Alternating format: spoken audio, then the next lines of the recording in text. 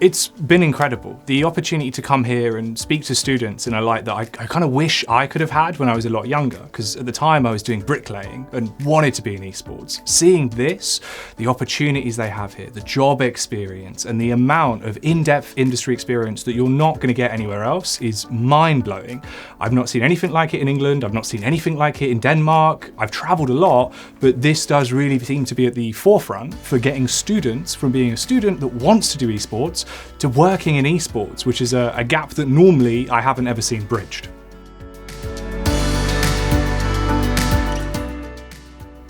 Years ago, I used to watch lots of Counter-Strike Source, and there was a guy called James Harding, Too Good, and also Stuart, I can't remember his last name, Stuart Saw, Tosspot.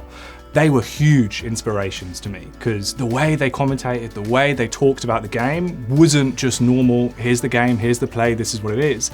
It was innovative, it was different, it was like poetry. And it really sparked an interest in me because I've always loved rap. So it was a way where I could kind of freestyle on a mic about something I'm aware of and have boundaries around, but make it sound really cool and different to what other people were doing.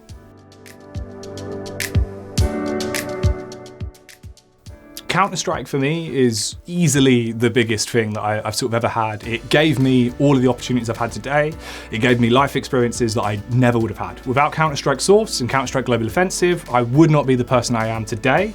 Overwatch as well was another game that took me on a completely different route. I got to work in America with Blizzard, I got to work on live TV for TBS and go to the Cartoon Network studios, which obviously as a child, it's like the big dream of what? I'm here where they make my favorite shows, and suddenly you're producing TV broadcasts for Overwatch. Just ridiculous. Take note of everything you're doing, put it on a Google Doc, record it, make a show reel, and talk to people. Reach out and say, here's what I want to do, this is what I've done, this is what I'm good at, what opportunities do you have? And speak to everyone, your peers, people in a different field, different roles, and just be open to changing roles. You're not always going to get to observe everything you want to observe. Sometimes there might be an opportunity to be an admin that could lead into you being a commentator later. Don't limit yourself to artificial barriers. Be really genuine as well. When you speak to someone, be nice to them, be friendly. You'll find that that does tend to pay back more than just turning up to an event and thinking you're the best. I started out by messaging a man called Gumpster, who was the head at Epic Land, this like small UK event. I said, I really want to commentate CS. And he said, no, you're not good enough, but you can admin.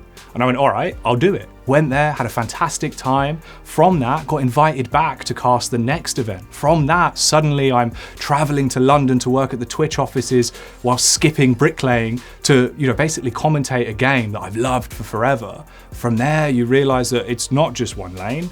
I started doing other games. I started doing other roles. I went from just only being a commentator to being an interviewer to being a host to stage hosting. And you do sort of go in a very roundabout way where you figure out more about yourself and more about the industry, and you find out what you really want to do.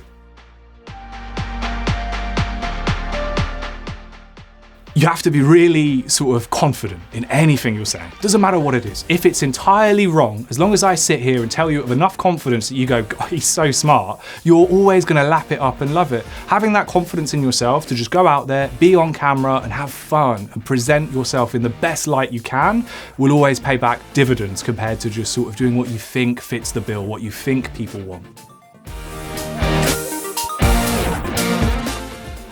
It does look very interesting. This is, I think, one of the things that will really set Confetti apart to anyone else that's trying to do, anything in terms of bringing students into esports, is they actually have the fundamentals in front of them. They can run tournaments, they can be involved in production, they can be in front of the camera, behind the camera, all around it, and learn all of those roles that will get you into esports where not even top companies can offer you that as a stepping stone.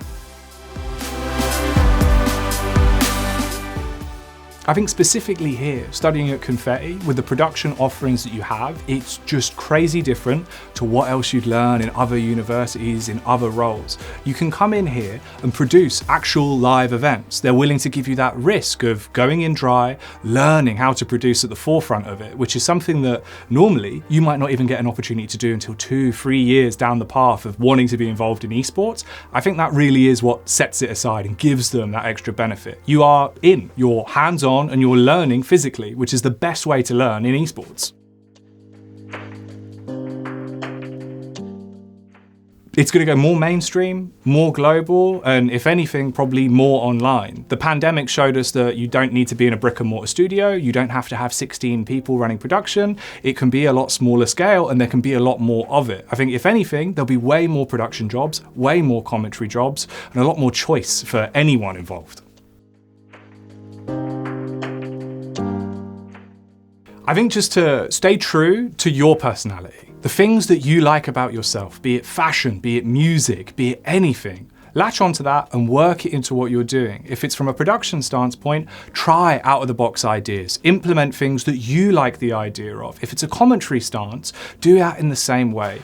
Really stick true to your core values. Don't feel like you have to conform and put yourself in a box, because esports is probably the biggest industry in terms of your own individual personality taking you further.